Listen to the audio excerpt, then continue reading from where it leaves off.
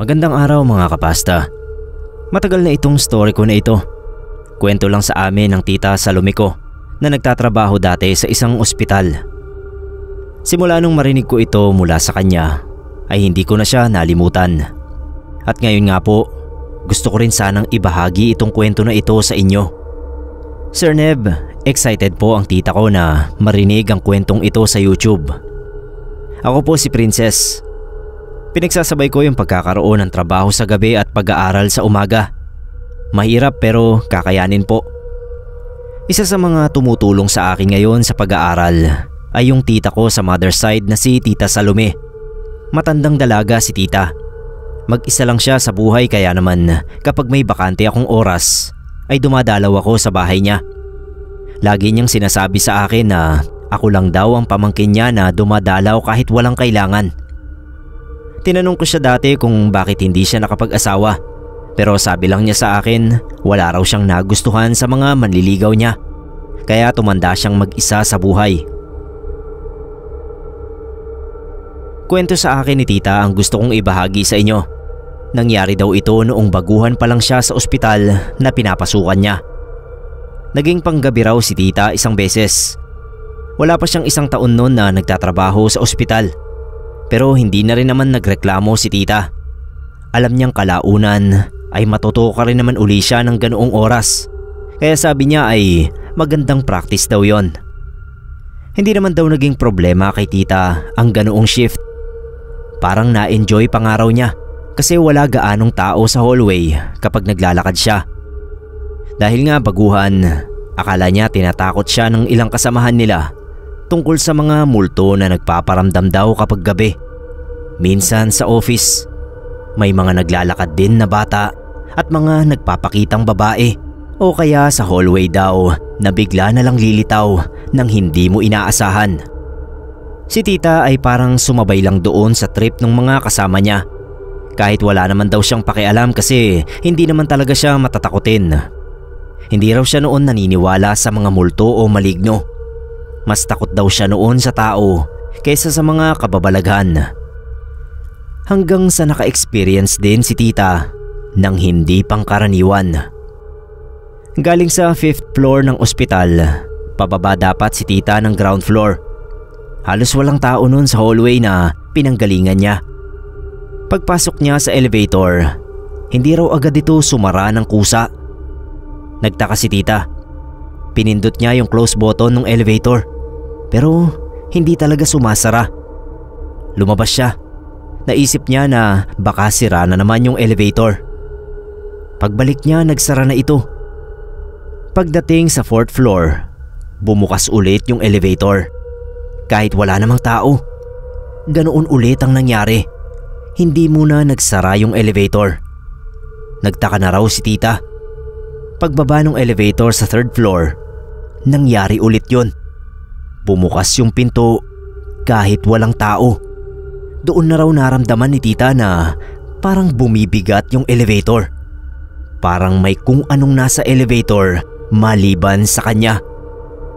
Tumingin si tita sa sahig at nakita niya may mga bakas ng paa na nagmamarka doon sa sahig ng elevator. Napakadaming bakas. Meron pang mga bakas ng kamay sa pader ng elevator. Lumabas siya. Hindi pa rin tumitigil yung pagdagdag ng mga bakas ng paa. Pagtingala niya sa itaas, namumula na yung screen ng elevator. Ang nakalagay ay overloaded. Napasigaw daw si tita nang makita yon. Tumakbo siya papunta doon sa pinakamalapit na nurse office. Tsaka niya sinabi kung ano yung na-encounter niya. Pinakalma naman siya ng ibang mga kasama niya. Sinabi ng mga ito na wag raw matakot si tita dahil yung mga multo sa ospital ay hindi naman daw nananakit ng mga buhay na tao.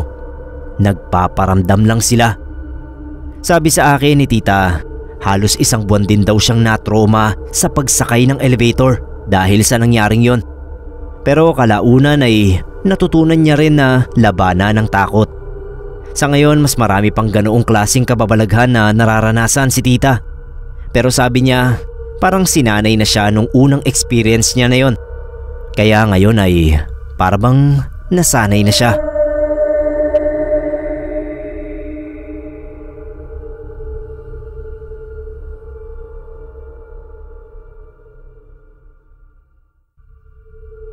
Hindi po galing sa akin ang kwentong ito. Naibahagi lang din sa amin ito ni Lolo. Patay na po si Lolo, Sir Neb. Almost 5 years ago na rin. Marco po ang tunay na pangalan ni Lolo. Nakapag-aral naman siya hanggang high school. Pero dahil na rin nga sa hirap ng buhay at dahil na rin hindi niya talaga hilig ang pag-aaral, hindi siya nakapagtapos. Bali hanggang 3rd year high school lang ang tinapos niya, tapos tumigil na siya. Simula noon naging trabaho na ni Lolo ang pag-e-extra sa mga construction site sa kung saan-saan. Malaki yung pangangatawan ni Lolo, kaya bagay na bagay sa kanya ang ganoong klaseng trabaho. Minsan naman kapag matumal ang racket, ay lumilipat siya sa kapatid niyang si Lolo Kaloy na nagpipintura naman ng mga building. Masipag si Lolo, Sir Neb, kaya nga rin nagustuhan siya ni Lola. At yun daw ang dahilan kaya nagpakasal siya dito. Gabi sila nagtatrabaho noon sa isang hotel. Nire-renovate ang isang kwarto sa 8th floor. 5 silang nagtatrabaho noon. Kailangan nilang palitan ang isang bahagi ng ceiling na kinain na ng anay sa sobrang kalumaan. Papalitan ng bakal na materyales para mas tumagal. Tuwing ika 12:00 ng gabi, yun daw ang nagiging lunch break nila Lolo. Isang beses, nalimutan niya sa locker sa may ground floor yung baon niya. Kaya pagtunog ng oras sa ika 12:00 ng gabi, bumaba raw si Lolo. Halos walang tao sa hallway nung time na yon kasi nga hating gabi. Pasipol-sipol pa si Lolo habang naglalakad papunta sa elevator. Pagsakay niya, pinindot nga niya yung ground floor. Bago pa magsara yung pinto, biglang may humarang ng mga kamay galing sa kung saan. Lumitaw yung isang magandang babae na mahaba yung buhok at maputi. Naka-sleeveless daw na pula. Napangiti raw noon si Lolo. Bihira raw siyang makasabay ng magandang babae sa elevator. Pagsara ng pinto, parang nag-ayos pa si Lolo ng buhok niya, pati na rin yung damit. Balak niya sanang kausapin yung babae. Kaso Sir Neb, natigilan siya. Kasi nakaamoy siya ng sobrang sangsang na amoy na hindi niya alam kung saan nanggagaling. Parang nabubulok na karne daw yung amoy. Talagang nakakadiri yung amoy. Halos maduwal daw si Lolo. Kung wala lang daw siyang kasabay ay isinuka na niya yung gusto niyang isuka sa katawan niya. Pero pinigilan niya yung sarili niya. Hanggang sa mapatingin siya sa refleksyon nung elevator. Medyo malabo yun. Pero kitang-kita raw ni Lolo na yung refleksyon ng babae na nasa likuran ay nag-iiba. Natatanggal daw yung buhok ng babae. Nag-iiba yung kulay ng balat. Para bang natutunaw yung balat. Hindi na napigilan ni Lolo. Umikot siya para tignan kung totoo nga yung nakikita niya sa refleksyon. Pero Sir Neb, paglingon niya raw, wala na yung babae. Mag-isa na lang siya sa elevator na yon. Napasigaw si Lolo sa sobrang takot. Sabi niya, binuksan niya raw yung elevator kahit nasa ika-8 palapag pa lang siya. Bumaba siya agad at naghagdan na lang. Pwede raw na multo yung nagparamdam na yon kay Lolo. Baka kaluluwang hindi matahimik na namatay sa elevator o isa sa mga kwarto dun. Buti na lang daw at sa sumunod na gabi ay natapos na nila yung ginagawa nila sa hotel na yon.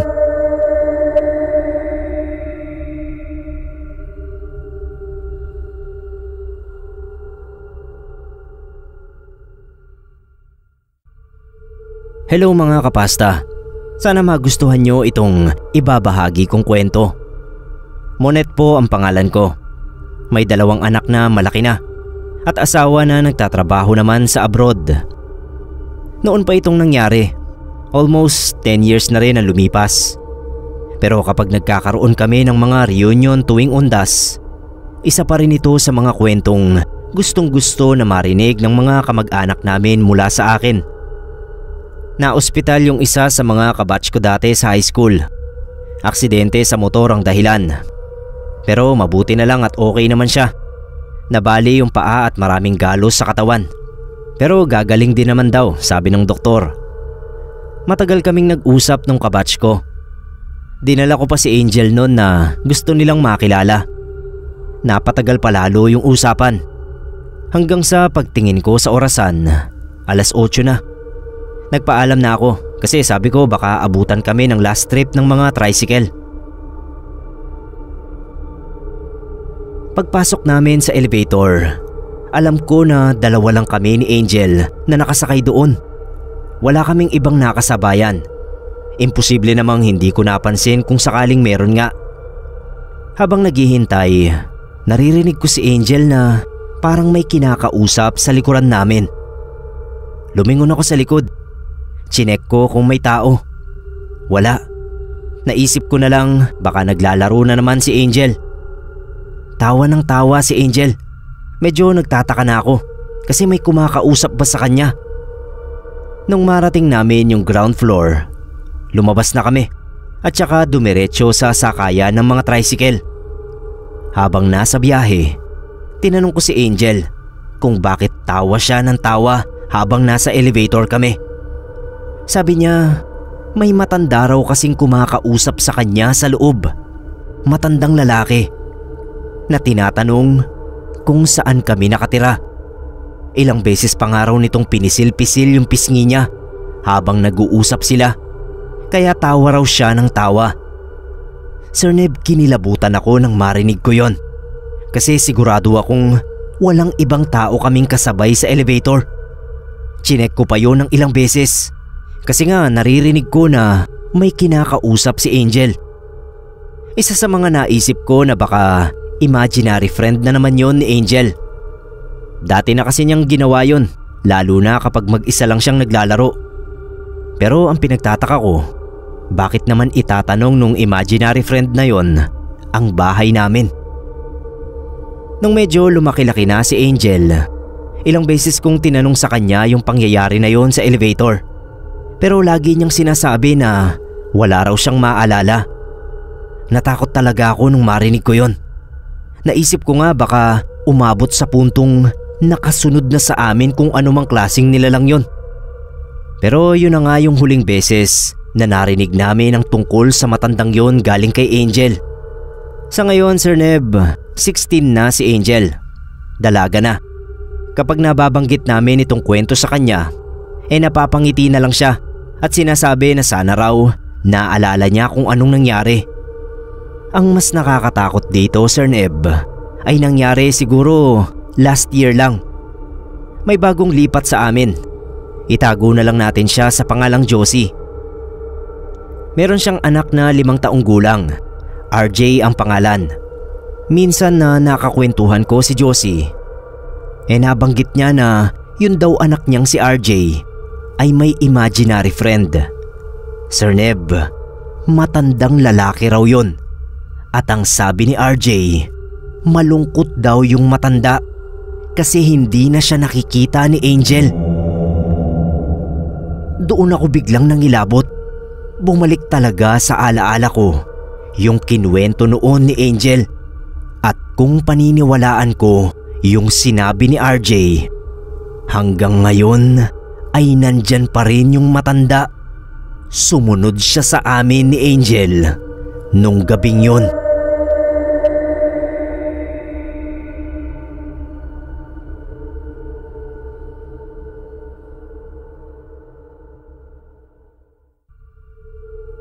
Tawagin niyo na lang po ako sa pangalang Khalid. Call center agent for almost 7 years na rin. Mula nung gumraduate ako sa college, ay ito na yung naging trabaho ko hanggang ngayon. Nahanap ko itong channel nyo noong pandemic. Naghahanap ako ng mapaglilibangang channel nang makita ko ito. Nakinig ako sa ilang mga videos at nagustuhan ko talaga.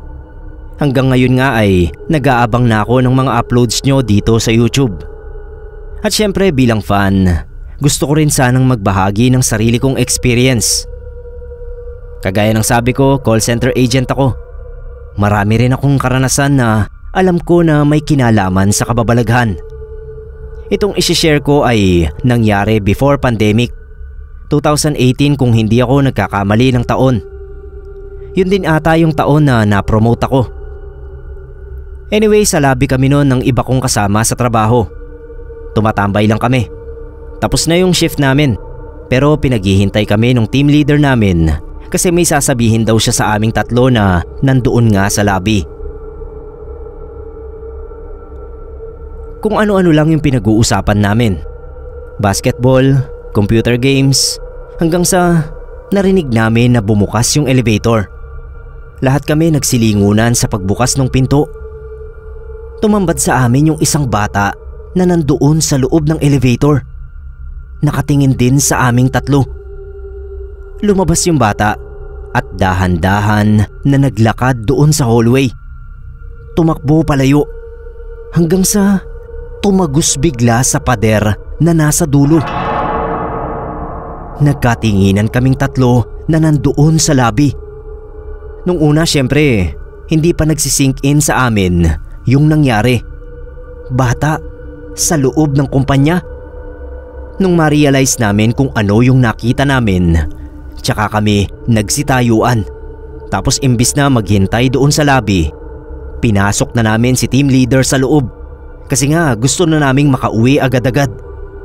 Nag-usap-usap kami pagkatapos noon. Sabi namin, itatanong namin doon sa gwardiya na nasa floor yung nakita namin. Nung sabihin namin yon, nginitian lang kami ng gwardiya. Tapos sabi niya, talagang may bata raw doon sa floor namin. Noon pa, nagpapakita siya sa mga agent na gabing-gabi ang shift. Madalas daw sa elevator na ito naglalaro o kaya naman ay sa mga banyo. Advice niya nga sa amin, wag na wag daw kaming magsosolo kasi yun ang paboritong oras kung kailan nagpapakita yung bata. Ilang beses pa naming nakita yung bata na yon sa floor. Hinahayaan na lang namin. Hindi namin pinapansin. Iniisip na lang namin na may iba pa kaming katrabaho sa floor na yon.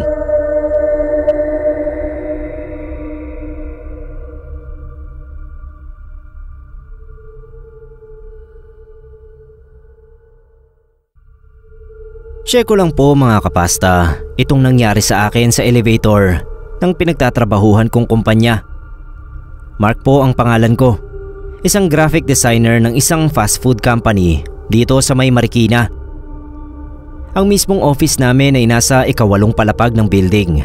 So araw-araw, kailangan kong sumakay ng elevator pa itaas para lang marating yung office namin. 7 ng umaga dapat ang pasok ko.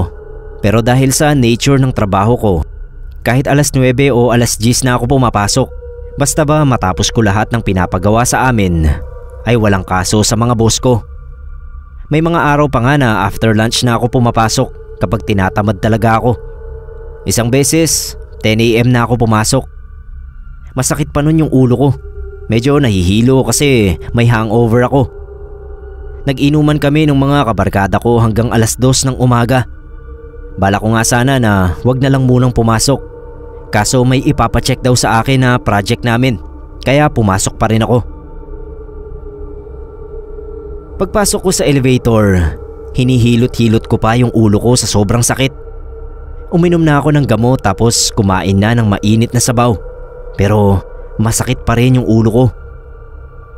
Pinindot ko yung 8th floor, tsaka naghintay. Mag-isa lang ako noon sa elevator. Hanggang sa makaramdam ako ng panlalamig ng katawan. Parang may kung anong malamig na hangin ang umiihip sa loob ng elevator. Binuksan ko yung mga mata ko. Umiikot na yung paningin ko. Una agad pumasok sa isip ko, inaatake na yata ako sa puso. Nasobrahan siguro ako sa kinaing pulutan kagabi, kaya inaatake na ako. Humawak ako noon sa pader ng elevator. Binabalanse ko yung sarili ko para hindi ako matumba. Hanggang sa nakita ko na nagsusugat yung mga braso ko. Parang may mga invisible na kutsilyo na humihiwa sa balat ko. Masakit yung bawat hiwa sa akin. napapaatras ako. Tapos natumba sa sahig ng elevator. Hindi ako inaatake sa puso. Pero ano kayang nangyayari sa akin? Ang sama na ng pakiramdam ko. Para akong maduduwal. Inangat ko yung ulo ko. May lalaki sa harap ko. Medyo maitim na lalaki. Mabalahibo siya. Ang tanging suot niya parang bahag ng mga katutubo. Tapos may nakasinding sigarilyo sa bibig niya. Napangiwi ako sa pagkahilo. Hindi ko na alam yung nangyayari. Kung bakit nagsusugat yung buo kong katawan. Kung bakit may maitim na lalaki na nakatayo sa harap ko. Hanggang sa nawalan na ako ng malay. Paggising ko, nasa ospital na ako. Maraming benda sa katawan ko dahil sa mga sugat. Sabi ni mama, naabutan daw ako ng mga katrabaho ko na walang malay sa loob ng elevator. Duguan. Akala nga raw nila ay pinagsasaksak ako ng kung sinong magnanakaw sa elevator. Pero nung isugod ako sa ospital, tsaka lang nila nalaman na mababaw naman yung mga sugat. Almost 1 linggo akong nagstay sa ospital nun. Nung medyo gumaling na, lumabas na rin ako at nakapagtrabaho na. Nalaman ko kalaunan na ang dahilan nung nangyari sa akin ay kulam. Sabi nung albularyo na pinagkonsultahan ko. Sigurado raw na pinakulam ako ng kung sino. Hanggang ngayon, Sir Neb, wala pa rin akong ideya kung sino ba yung gustong kumulam sa akin ng ganoon. Pero mas mabuti na siguro na hindi ko alam. Bilang pangontra, bumili ako sa albularyo na yon ng maliit na kwintas na may triangulo sa dulo. Proteksyon daw yon sa mga kulam at masasamang elemento.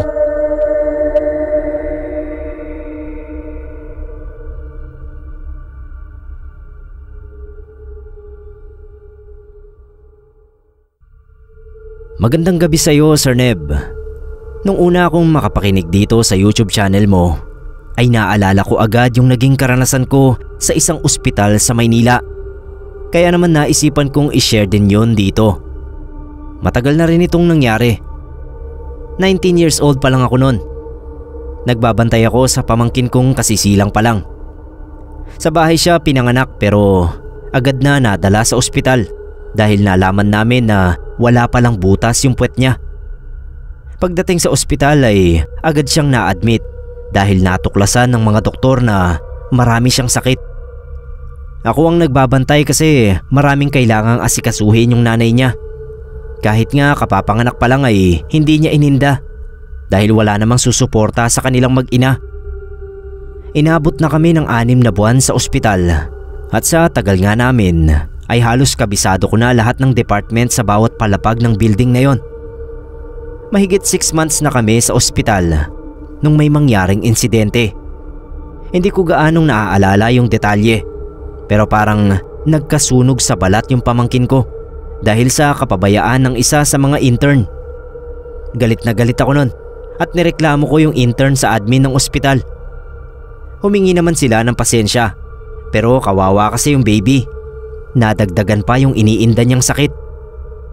Ang naging tulong lang nila ay yung malibre ng ointment na ipapahid sa braso ng pamangkin ko. Medyo mahal yon kung bibilin kaya wala na akong nagawa kundi tanggapin na lang.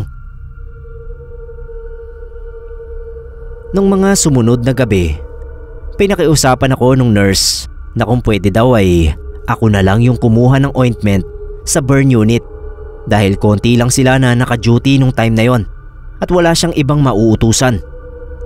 Hindi agad ako nakasagot kasi iniiwasan ko ngang magawi doon dahil naaalala ko yung mga kwento ng mga katabi kong bantay tungkol sa mga kababalaghan sa ospital na yon, lalo na kung gabi. Pero kailangang malagyan yung pamangkin ko ng ointment kaya wala akong nagawa kundi sumunod. Dala yung request slip ay pumunta ako sa elevator. 11:00 na ng gabi at wala ng tao sa pasilyo kaya doon pa lang ay kakaba-kaba na ako. Pagbukas ng elevator, walang tao. Mas lalo akong kinabahan. Nagpalinga-linga ako at naghintay ng ilang sandali kung may makakasabay ako. Pero wala talagang katao-tao. Napilitan na din akong sumakay sa elevator at pinindot ko yung 5th floor. Nung umandar na ito, ay nakatitig lang ako sa button. Binabantayan ko yung pagpapalit ng number. Nagulat na lang ako nung biglang huminto ito sa 2nd floor. Pero nung bumukas yung pinto, ay wala namang tao sa harapan.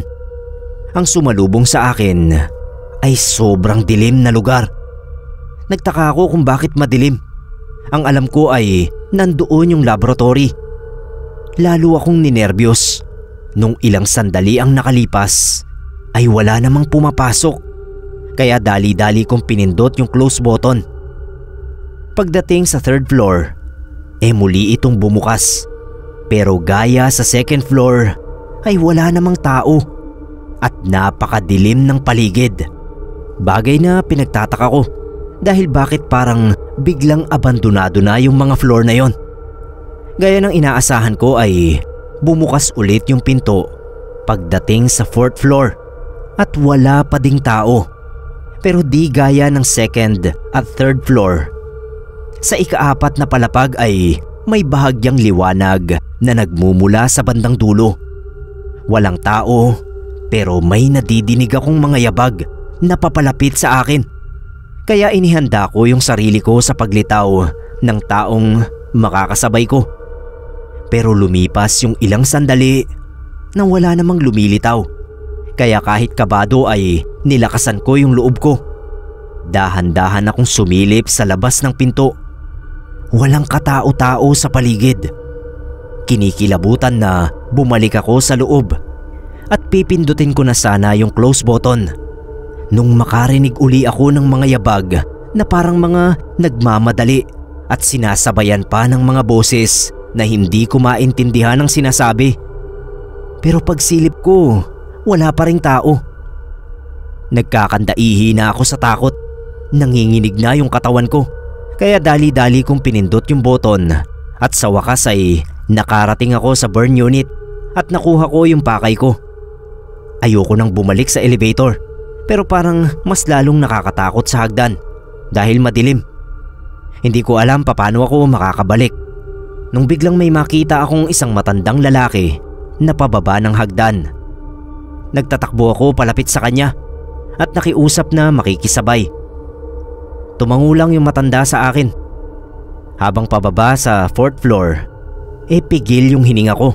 Pero laking gulat ko na pagdating namin doon ay maliwanag at may mga tao naman sa nurse station. Hindi yun ganun nung paakyat ako at madaanan ng elevator. Napatingin ako dun sa matandang kasabay ko. Nakatingin lang siya sa akin. Pagdating namin sa 3rd at 2nd floor ay ganoon din. Maliwanag naman at may mangilan-ngilang tao na nandoon.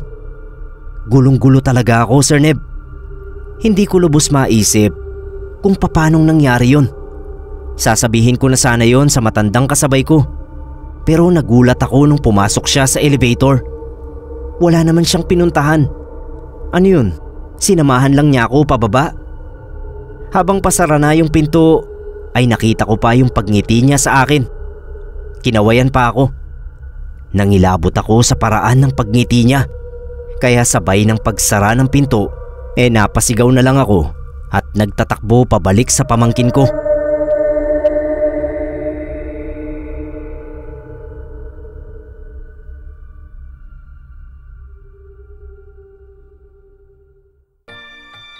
Mga kapasta, ini-invite ko po kayo na mag-subscribe sa side channel ko na Ambar Horror Stories. Bali, dalawang variation po ang meron tayo sa channel na ito. Una po ay yung narration style na kagaya ng ginagawa natin sa Pinoy Creepypasta. At ang pangalawang version po natin sa channel na ito ay yung dramatized o yung old style radio, kagaya ng Gabi ng Lagim. Makakasama po natin dito si Sir Ken ng Scream PH para sa narration.